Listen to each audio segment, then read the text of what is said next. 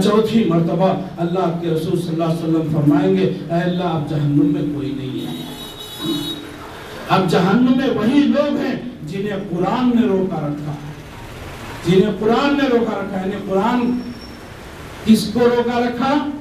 قرآن کے حساب سے کافر اور مشرک جو جہنم سے نکالے نہیں جائیں گے، ہمیشہ ہمیشہ اسی کے اندر رہیں گے، کافر اور مشرک۔ یہ تو اللہ کے رسول صلی اللہ علیہ وسلم اس حدیث میں جو ہے کیا باتیں ہمارے سامنے آئی، کیا باتیں ہمارے سامنے آئی؟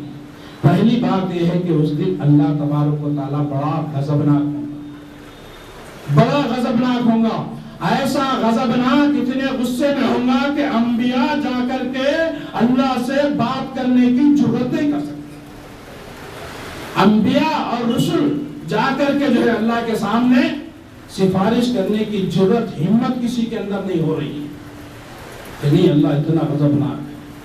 نبیوں کو اپنے نفسا نفسی کا معاملہ ہے، نبی کو لیمیٹڈ لوگوں کو جہنم سے نکالنے کی اجازت مل رہی شفاعت کی کہ محدود لوگوں کی۔ اب اس کے بعد میں اگر جن کو لگے گا ملائکہ بھی نکالیں گے، انبیاء کے بعد ملائکہ بھی لوگوں کو شفاعت کر کے نکالیں گے، پھر جو ہے صلحاء نیک اور جو ہے نیک لوگ بھی جو ہے شفاعت جو ہے کریں گے۔ اب جو ہے نیک لوگ شفاعت کریں گے، اب دیکھیں گے نیک لوگوں میں مثال کے طور پہ اب لوگوں کا کیا عقیدہ ہے؟ شیخ عبد القادر جیلانی ہاں سب کو جنت میں لے کے چل جائیں گے۔ اب دیکھیے شیخ عبد القادر جیلانی رحمۃ اللہ علیہ کو مثال کے طور پہ 100 لوگوں کو جہنم سے نکال لینے کی اجازت مل گئی، 100 لوگوں کے لیے شفاعت کرنے کی اجازت مل گئی، تو اس وقت کیا جیسے شیخ عبد القادر جیلانی اللہ کے سامنے جا کر کے ضد کریں گے اے اللہ خالص ہو، ارے میں عبد القادر غوث پاک نا لاکھوں میں ہے میرے مریدوں، وہ سب کو نکال کے لاتا ہوں، ایسا بولتے جا کے ایسا بول کے بولنے دیتا اللہ تعالیٰ؟ معین الدین چشتی مدد کے لیے آئیں گے وہاں پہ، موسیٰ علیہ السلام، عیسیٰ علیہ السلام، جلیل القدر رسول وہ جو ہے کانپ رہے ہیں، تھر تھر کانپ رہے ہیں کہ اللہ کے سامنے میرا کیا معاملہ ہونا ہے۔ معین الدین چشتی، یہ چشتی قادری، ان کو اجازت ملے گی؟ گارنٹی کیا ہے؟ ملتی نہیں ملتی میں معلوم۔ علی حجویری میرے 1000 مریداں ہیں، ہزاروں میں میرے مریداں ہیں، میں ان کو لے کے چلے جاؤں گا۔ خواجہ غریب نواز آ کے ان کو دعویٰ کریں گے، کر سکتا کوئی نہیں کر سکتا، وہاں اجازت ملے گی۔ اللہ یہ اعزاز جس کو دینا ہے وہ اعزاز دے۔ تو اس طرح سے میرے بھائیو یہ شفاعت کا تصور یہ ہے کہ تمام کے تمام اختیارات اللہ تبارک و تعالیٰ کے پاس ہیں، اور شفاعت کتنے لوگوں کی یہ بھی اللہ بتائیں گے، اور کس کے لیے کرنا ہے شفاعت وہ بھی اللہ بتائیں گے۔ مشرک کے لیے شفاعت نہیں ہوگی، مشرک اور کافر کے لیے شفاعت نہیں ہوگی، مومن ہے لیکن گنہگار ہے، ایسے گنہگاروں کے لیے شفاعت کی اجازت اللہ اپنے مخصوص بندوں کو اعزاز کے طور پہ، ایوارڈ کے طور پہ یہ مقام دیں گے کہ جاؤ میرے بندو، آج میں تمہیں یہ اعزاز دے رہا ہوں کہ تم تو جنت میں جانا ہی ہے، اور اپنے ساتھ بھی کچھ لوگوں کو لے کر کے جاؤ جو جہنم کے مستحق ہو گئے۔ یہ اعزاز مومنوں کو اعزاز دینے کے لیے، ورنہ ان کی اجازت کی، ان کی شفاعت کی ضرورت نہیں اللہ تبارک و تعالیٰ۔ اللہ جس کو بھیجنا ہے بھیج دیتے ہیں، لیکن ایک اعزاز وہاں پر جو ہے نیک لوگوں کو دیا جائے گا۔ اور شفاعت کا فائدہ صرف توحید پر مرنے والوں کو ہوگا، جس نے ذرا برابر بھی شرک کیا اس کے لیے اللہ تبارک و تعالیٰ شفاعت کی اجازت نہیں دیں گے، ایسے آدمی کے لیے کوئی شفاعت کرنے والا نہیں، کوئی مددگار وہاں پہ نہیں ہوگا۔ اچھا، شفاعت والے خصوصی اعمال، نبی کریم صلی اللہ علیہ وسلم کی شفاعت کے نتیجے میں جنت میں جانے والے لوگ مسلمان 2 قسم کے ہوں گے۔ نبی کی شفاعت سے جنت میں جانے والے 2 قسم کے ہوں گے۔ پہلی قسم ان لوگوں کی ہوگی جو جہنم میں داخل ہوئے بغیر ڈائریکٹ جنت میں جائیں گے. جہنم میں جائیں گے چلیے, جانے سے پہلے اللہ کے رسول صلی اللہ علیہ وسلم کی شفاعت سے وہ جہنم میں جائیں گے. جیسا کہ حدیث میں آیا 70,000 لوگ بغیر حساب کتاب کے جنت میں جائیں گے. عکاشہ رضی اللہ تعالیٰ عنہ وہ اٹھے, فرمایا اللہ کے رسول صلی اللہ علیہ وسلم کیا میں بھی ان میں سے ہوں؟ تو اللہ کے رسول صلی اللہ علیہ وسلم نے کہا ہاں تم ان میں سے ہے. ایک اور صحابی اٹھے, اللہ کے رسول صلی اللہ علیہ وسلم کیا میں بھی ہوں؟ تو اللہ کے رسول صلی اللہ علیہ وسلم نے کہا کہ عکاشہ سبقت لے گیا, بازی مار گیا. کیا مطلب؟ اب جو دوسرے صحابی ہے ان کو اللہ کے رسول صلی اللہ علیہ وسلم کیا بولے نہیں, یعنی کہ وہ 70,000 میں اس دور کے لوگ بھی آئیں گے انشاءاللہ. کچھ لوگ ایسے بھی ہوئے. ایک روایت میں آتا کہ 70,000 ہر ایک کے بدلے 70,000, ہر 1000 کے بدلے 70,000 لوگوں کو بغیر حساب کے جنت میں بھیجا جائے گا. یہ بھی ایک روایت ہے. اللہ ہمیں ان میں شامل کر دے. حساب لینے پہ آئے تو ہم اللہ کے سامنے کوئی حساب نہ دیتے, اتنے گناہ میں ہم مبتلا. اللہ ہماری حفاظت فرمائے. تو اس طرح سے پہلی قسم وہ ہوں گے جو بغیر حساب کے بغیر جو ہے جہنم میں گئے جنت میں جائیں گے. دوسری قسم ان لوگوں کی ہوگی جو اپنے گناہوں کی بدولت پہلے جہنم میں جائیں گے, اللہ کے جو ہے منشا کے مطابق جہنم میں ان کو عذاب دیا جائے گا. اس کے بعد جو ہے نبی کی شفاعت سے اور ملائکہ اور جو ہے ایمان والوں کی شفاعت سے جو ہے وہ لوگ نکالے جائیں گے. اور آخر میں اللہ تبارک و تعالیٰ بھی اپنے طرف سے لوگوں کو جہنم سے نکالیں گے. اللہ جہنم بولے کہ بھرو بھرو بھرو, جہنم اتنی بڑی ہے, جہنم بھرو اور دو اور دو, حل بھی مزید مزید اور دو.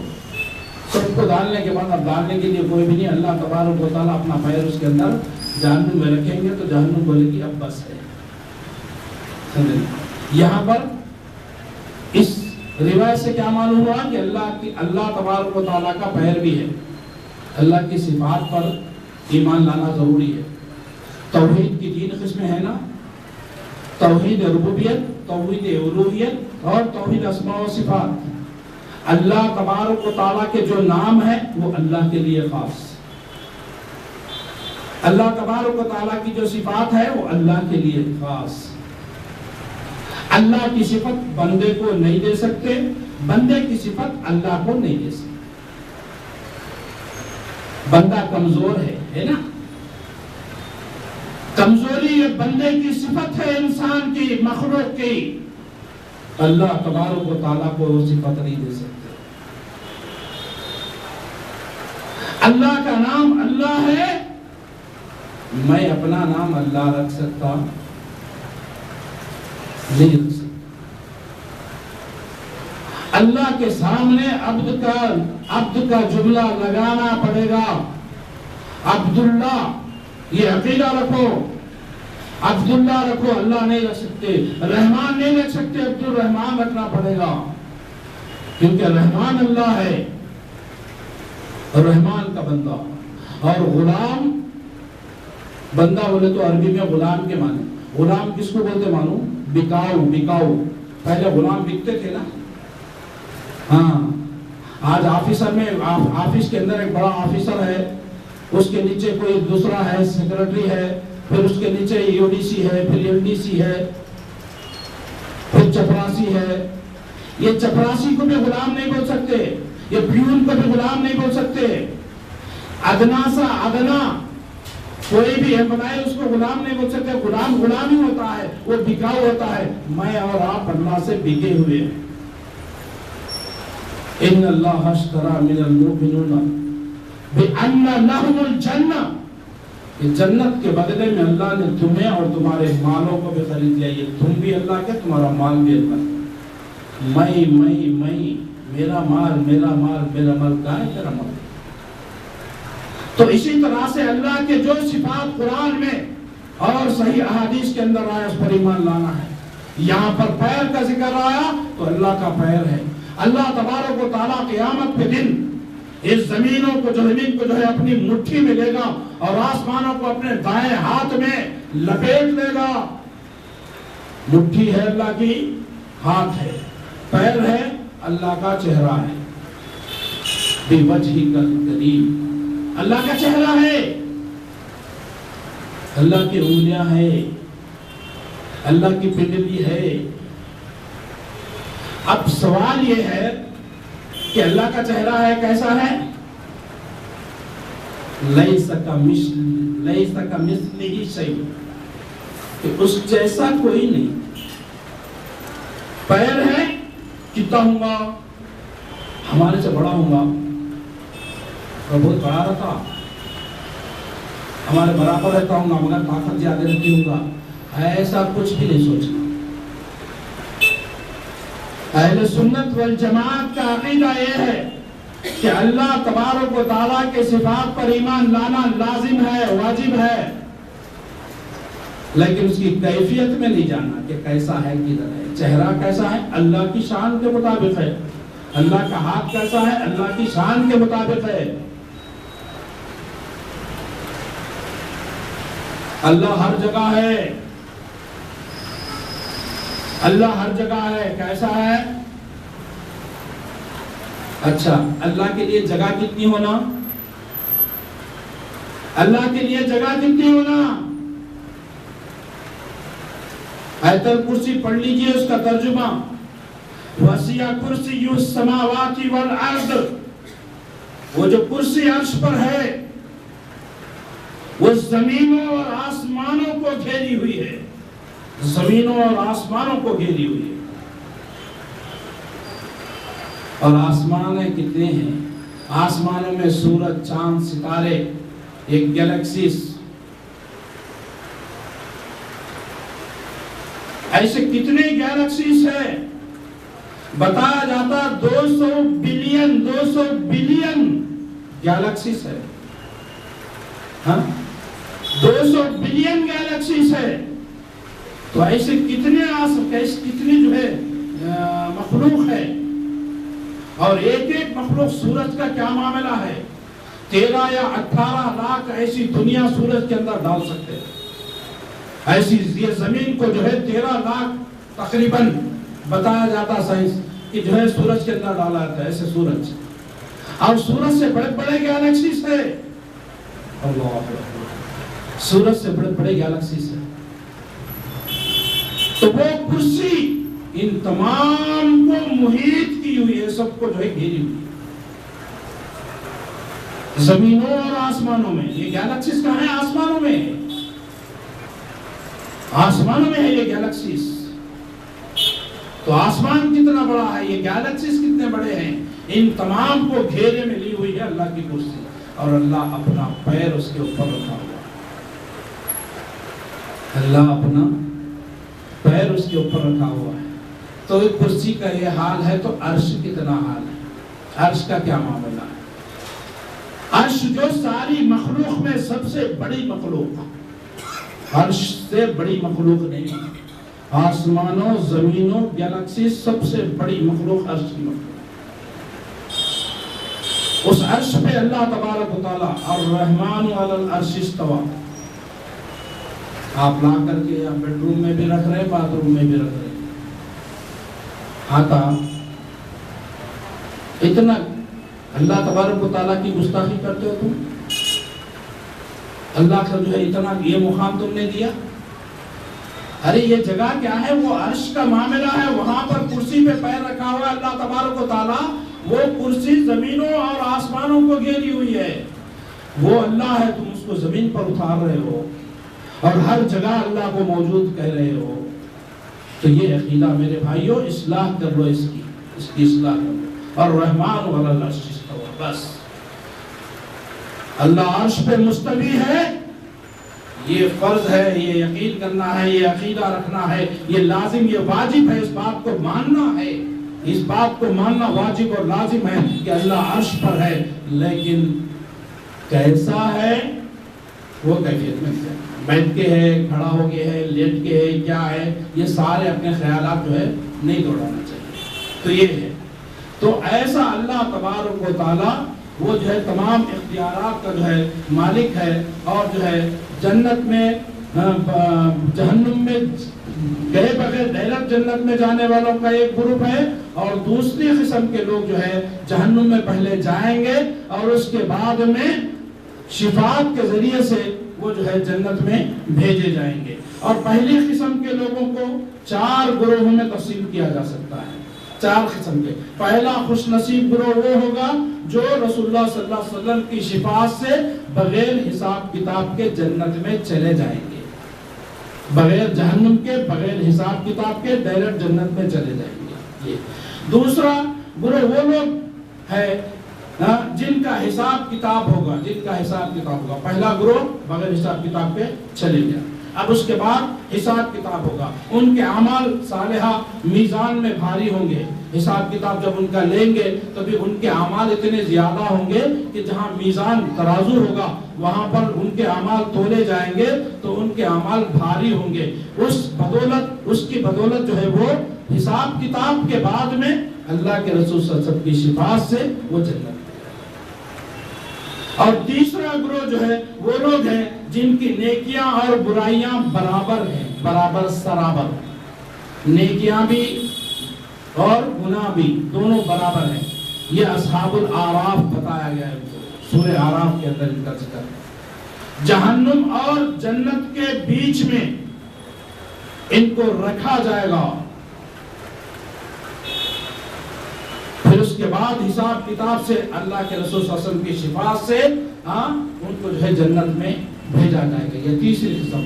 اب چوتھی قسم وہ ہے جو جن کے نیکیاں کم ہیں اور گناہ جو ہے نیکیوں سے زیادہ ہے۔ نیکیاں کم ہیں لیکن گناہ جو ہے ان کے زیادہ ہے، برائیاں زیادہ ہیں، تو ان کا جہنم میں جانا طے ہو جائے گا جب ان کو جہنم میں بھیجنے، لیکن اللہ کے رسول صلی اللہ علیہ وسلم کی شفاعت سے جہنم سے وہ بچا لیے جائیں گے، جہنم میں نہیں جائیں گے۔ جانے سے پہلے ہی اللہ کے رسول صلی اللہ علیہ وسلم کی شفاعت سے ان کو جہنم سے بچا لیا جائے گا اور جنت میں جو ہے وہ داخل کر دیا جائے گا۔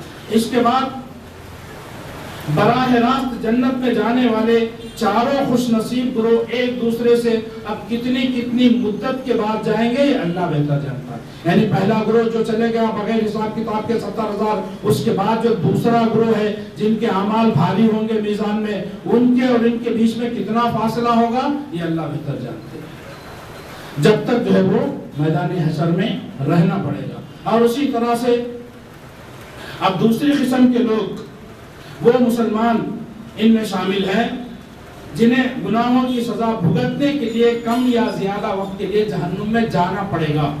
موحد ہے، اللہ کے ساتھ شرک نہیں کیے ہیں، لیکن گناہ ان کے جو ہے زیادہ ہے، تو اللہ اگر ان کو چاہا تو بغیر جہنم میں بھیجے اللہ معاف کر سکتا ہے، چاہے تو ان کو سزا دے کر کے کم یا زیادہ مدت کے لیے جہنم میں بھیجے جائیں گے، اس کے بعد نبی کی شفاعت سے وہ نکال کر کے جنت میں بھیجے جائیں گے۔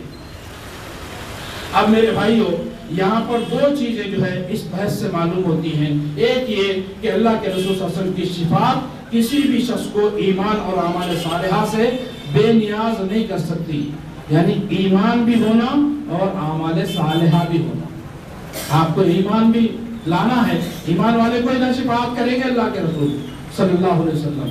ایمان لانے کے بعد اعمال صالحہ بھی کرنا، ایمان لانے کے بعد میں اس جو ہے غلط فہمی میں نہیں رہنا کہ اللہ کے رسول تو جو ہے شافی ہے، وہ شفاعت کر لیں گے، مجھے جنت میں لے کے چلے جائیں گے اور آرام سے آپ بیٹھے ہوئے گناہوں میں لطف نہیں، آپ کو اعمال صالحہ کرنا پڑے گا۔ پتہ نہیں کیونکہ اگر کوئی اعمال نہیں بھی کرا ہے تو اللہ چاہا تو اللہ کے رسول کو اجازت دیا، اگر موحد ہے وہ گنہگار ہے ضرور لیکن اس نے شرک نہیں کیا ہے تو اللہ تبارک و تعالیٰ اس کو معاف کر دیں گے۔ ان اللہ لا یغفر ان یشرک بہ ویغفر ما دون ذلک لمن یشاء، لیکن اللہ جس کو چاہے سزا دینا چاہتا ہے تو پھر اس کو کتنے عرصے تک سزا دے گا جہنم میں یہ اللہ بہتر جانتے ہیں۔ تو لہٰذا اس سزا سے بچنے کے لیے تم نبی کی شفاعت پر بھی یہ ایمان رکھنا ہے کہ نبی کی شفاعت ضرور ہوگی۔ یہ یاد رکھ لیجئے کہ کوئی یہ کہے کہ نبی شفاعت وغیرہ کچھ نہیں ہے، وہ جھوٹا ہے، جھوٹا۔ شفاعت وغیرہ کچھ بھی نہیں ہے، اللہ جسے چاہے بھیجتا نہیں، یہ جھوٹ ہے۔ یہ شفاعت حق ہے، برحق ہے، شفاعت برحق ہے۔ یہ عقیدہ رکھنا چاہیے. اور کوئی یہ عقیدہ رکھتا ہے کہ نبی اپنی شفاعت سے ساری امت کو لے کے چلے جائیں گے، یہ بھی غلط، وہ بھی چھوٹا ہے، وہ بھی چھوٹا ہے. شفاعت برحق ہے لیکن نبی لے کے جائیں گے، لیکن کتنے لوگوں کو لے جائیں گے؟ جتنوں کو اللہ حکم، جتنوں کا اللہ حکم دیں گے، اجازت دیں گے، اتنوں کو لے جائیں گے. کس کو لے جائیں گے؟ جس کے بارے میں اللہ اجازت دیں گے اس کو لے کر دیں گے. یہ نہیں کہ ساری امت کو لے کر کے چلے جائیں گے، تو گناہ کر لے، تو جو ہے زنا کر لے، تو چوری کر لے، تو ڈکیتی کر لے، تو شرک کر لے، تو جو ہے بدعت و خرافات میں مبتلا ہو جا، اور جو ہے نہیں، اجازت اللہ کی ہوں گی، اجازت کے بغیر نہیں ہوگا. دوسرا، شفاعت کا تمام دار و مدار ایمان اور اعمال صالحہ پر ہوگا. جس کا ایمان قوی اور اعمال صالحہ زیادہ ہوں گے وہ جو ہے جنت میں نبی کی شفاعت سے جلدی جو ہے جنت میں جائیں گے. جس کے اعمال کم ہوں گے، ایمان جو ہے جس کا ایمان جو ہے کھوکھلا ہوگا لیکن شرک نہیں کیا ہوگا، تو وہ جنت میں نبی کی شفاعت سے دیر سے جائیں گے. تو بہرحال جلدی جانا ہے، جنت میں ڈائریکٹ جانا ہے، تو اعمال کو جو ہے بجا لانا ضروری ہے. اس طرح سے ہر چھوٹے سے چھوٹا نیک عمل مومن کو اللہ کے رسول صلی اللہ علیہ وسلم کی شفاعت سے قریب تر کرنے والا ہے. چھوٹا سا چھوٹا عمل بھی آپ مت اس کو جو ہے حقیر مت سمجھو، کرتے جاؤ کرتے جاؤ، اور نبی کی شفاعت پہ یقین رکھو، نبی شفاعت کریں گے. ہمارے اعمال کتنے بھی ہو، نبی کی شفاعت کے بعد اللہ کا بھی رحم ہونا ضروری ہے. اللہ اپنے رحم و کرم سے پھر اس کو بھیجے. اللہ کا رحم کرم نہیں ہے تو نبی کو اجازت بھی نہیں کہ بھئی ان کے لیے اجازت نہیں ہے، ان کے لیے نہیں ہے. ہاں، اللہ جس پہ رحم کرنا چاہتے ہیں ان کے لیے اللہ تبارک و تعالیٰ شفاعت کی اجازت دیں گے. اسی طرح سے جس کو بولے اس کو شفاعت نہیں ملتی، مشرک کو شفاعت نہیں ملتی. ابراہیم علیہ السلام اپنے باپ کے لیے سفارش کرے تھے، اپنے باپ کے لیے سفارش کریں گے، اللہ تیرا وعدہ ہے آج تو مجھے رسوا نہیں کریں گا، لیکن میرا باپ اس حالت میں ہے. تو اللہ تبارک و تعالیٰ فرمائے کہ مشرک کے لیے جنت حرام ہے. مشرک کے لیے میں نے جنت کو حرام کر دیا ہے. اپنی پیروں کے طرف دیکھو، قدموں کی طرف دیکھو، تو ایک بچو کی شکل میں ابراہیم علیہ السلام کا باپ آزر جو ہے بچو کی شکل میں پڑا ہوا ہے، اس کے ٹانگوں کو پکڑ کے لے کر کے جا کے جہنم میں پھینک دیا جائے. نوح علیہ السلام اپنے بیٹے کے لیے دعا کیے تھے، لیکن اللہ تبارک و تعالیٰ کہا وہ تمہارا بیٹا نہیں، تمہارے گھر والوں میں سے نہیں ہے. انہ عمل غیر صالح، اس کا عمل جو ہے صالح نیک عمل نہیں تھا اس کا، وہ تمہاری اولاد میں سے نہیں ہو سکتا، تمہارا گھر والا نہیں ہو سکتا. خبردار، ڈرا رہے اللہ تبارک و تعالیٰ شفاعت کرے. اور میرے اور آپ کے آقا محمد رسول اللہ صلی اللہ علیہ وسلم اپنے چچا کے لیے کچھ نہیں کر سکتے. میرا چچا جہنم میں ہے، جوتیاں پہنائی جائیں گی آگ کے، وہ جوتیوں کی وجہ سے، جو آگ کی جوتیوں کی وجہ سے اس کا جو ہے بھیجا جو ہے وہ ہانڈی میں جو ہے جس طرح سے کھانا کھولتا ہے اس طرح سے اس کا بھیجا کھولے گا ابو طالب. اس طرح سے تو شفاعت ان کو ملے گی جو توحید پر مرا. اللہ کے رسول صلی اللہ علیہ وسلم اپنے چچا کو اجازت بچا نہیں سکے. میرے بھائیوں، یہ جو ہے ولی بزرگ جو ہے ہم سب کو جو ہے لے کر کے چلے جائیں گے، یہ خیال اپنے ذہنوں سے ہمیں نکالنا ہوگا. اور قرآن کریم کی کثرت سے تلاوت کا اہتمام کیجیے. قرآن کریم کی تلاوت کا کثرت سے اہتمام کریں گے تو کل قیامت میں جو ہے یہ قرآن تمہاری سفارش کرے گا. یہ روزہ جو ہم رمضان میں روزے رکھتے ہیں تو یہ روزہ کل قیامت کے دن ہمارے لیے شفاعت کرے گا، روزہ بھی شفاعت کرے گا.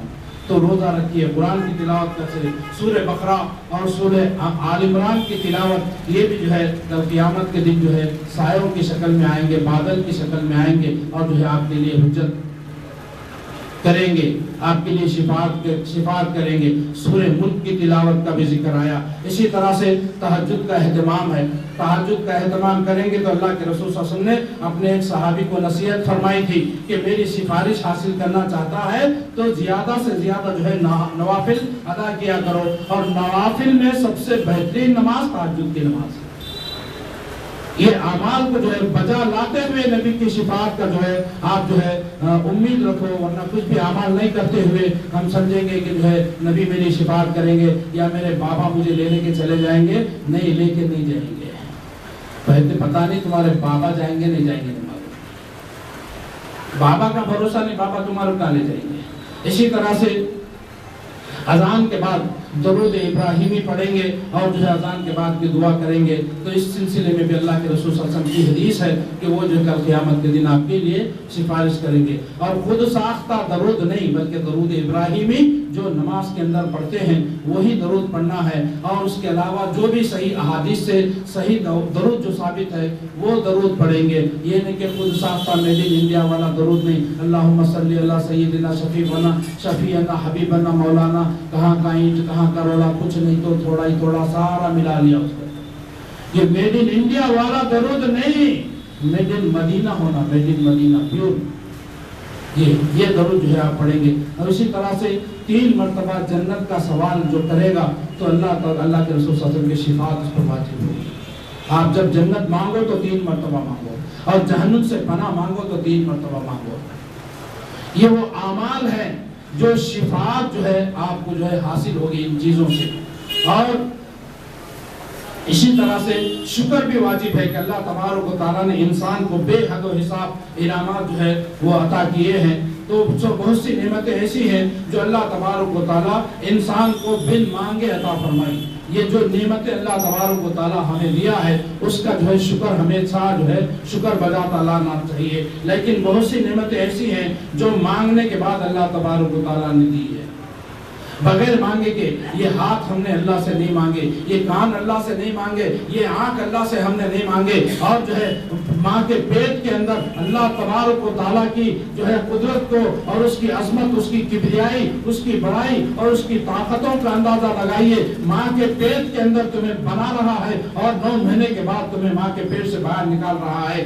ماں کے پیٹ کے اندر جب تم جب ماں کے پیٹ کے اندر تھے تو ماں کو جو ہے اس طرح سے کھٹکا مار کے نہیں بولے کہ اماں، او میرے اماں، او میں ممی، او میری ممی، او مام، مجھے دودھ چاہیے، مجھے کھانا چاہیے، کھانا دے دے. وہ کھٹکا مار کے نہیں بولا بچہ پیٹ کے اندر. وہ بچہ ماں کو یہ نہیں بولا مجھے پیاس لگی ہے، اے مجھے ماں مجھے پانی پہنچا دے، مجھے پانی دے دے. وہ ماں سے نہیں مانگا. لیکن اللہ تبارک و تعالیٰ کی ذات ہے جو ماں کے پیٹ کے اندر اس کی غذا پہنچا رہا ہے، اس کو کھانا بھی دے رہا، اس کو پانی بھی دے رہا، اس کو سانس بھی دے رہا، وہ سانس بھی دے رہا ہے، اس کو آکسیجن بھی پہنچا رہا ہے، سب کچھ اس کے اندر پہنچا رہا ہے. اور اس پیٹ کے اندر، ماں کے پیٹ کے اندر ہی اس کو آنکھ بھی لگا رہا ہے، اس کو کان بھی لگا رہا ہے، اس کو ناک بھی لگا رہا ہے، اس کو ہونٹ بھی لگا رہا ہے، اندر زبان بھی لگایا، اس کو دل بھی لگایا، گردے بھی لگایا، جگر بھی لگایا، جسم کے اندر ہڈیاں بھی پیوست کر دیے، اس کے اوپر جو ہے گوشت چلا دیا، اس کے اوپر جو ہے پھر اللہ تبارک و تعالیٰ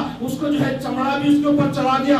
سارا چیزیں اس کے اندر بنا کے ماں کے پیٹ کے اندر سے 9 مہینے کے بعد باہر اس کو نکال رہا ہے. یہ اللہ تبارک و تعالیٰ بن مانگے دے رہے ہیں. یہ پانی جو ہم پی رہے ہیں اللہ سے بن مانگے اللہ تبارک و تعالیٰ دے رہا ہے. پانی، یہ ہوا، یہ جو ہے روزانہ اللہ تبارک و تعالیٰ سے دعا کرتے ہیں. ایک روایت میں بات آتی کہ پانی اللہ سے کہتا ہے اے اللہ تو ایسے انسانوں کو کیوں پیدا کیا جو ہے زمین کے اوپر ظلم کرتے ہیں، فساد کرتے ہیں. اے اللہ تو حکم دے دے ان سب کو میں لے کر کے جو ہے ڈبا دوں گی، اپنے اندر جو ہے ڈبا دوں گی. تو اور ہوا کہے گی اے اللہ آپ اجازت دیجئے، آپ اجازت دیجئے، ان کو لے جا کر کے ایسا دور پھینک دوں گا، وہ فلاں جگہ پر جو ہے پھینک دوں گی. ہوا اس طرح سے کہے گی.